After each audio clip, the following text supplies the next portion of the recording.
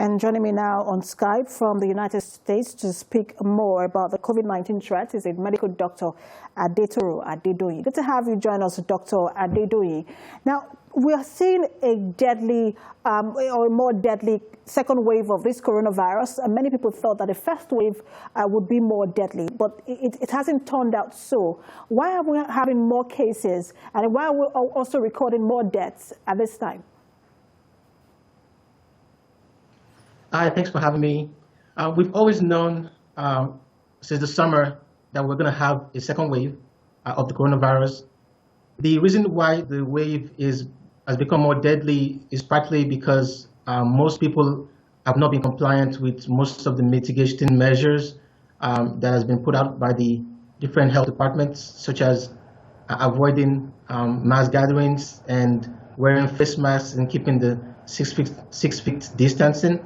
And because of that, people have been moving around. They've been infecting other more vulnerable people in the community. And as we've seen in the earlier time in the year, essentially when the vulnerable get sick, because they have a low threshold, they end up in the ICU on ventilators, and then the fatality increases.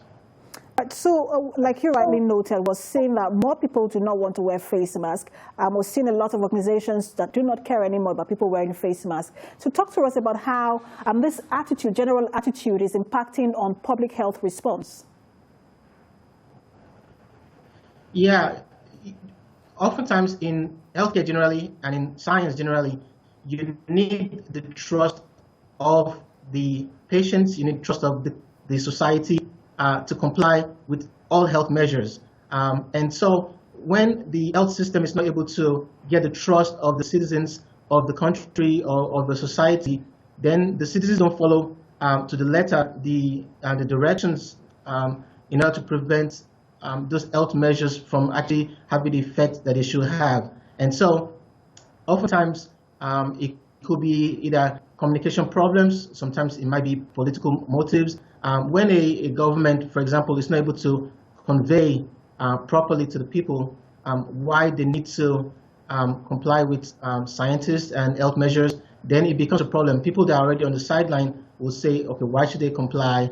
And at the end of the day, people do get sick, whether people comply or not, right? Those that do not comply will get sick, and they will infect those that are actually complying. And as a result of that, you have more diseases and the pandemic, and you have that second wave. Plus, people are traveling, right?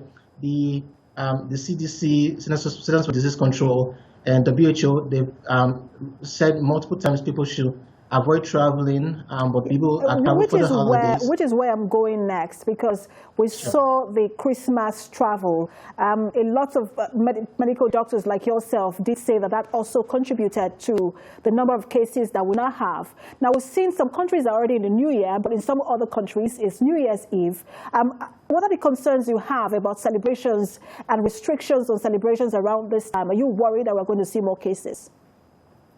Yeah, absolutely. The virus is no respecter of persons, and anytime you have mass gatherings, there's an increased tendency to spread the virus.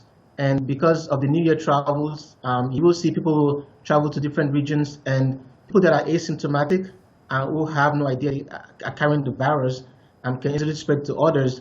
And as a result, in January, there's a possibility that you will see, basically an increase in the death rate, in the rate of hospitalization of the coronavirus. Medical Doctor Adetoro Adedoyin, thanks for talking to us. You're welcome. Thanks for having me.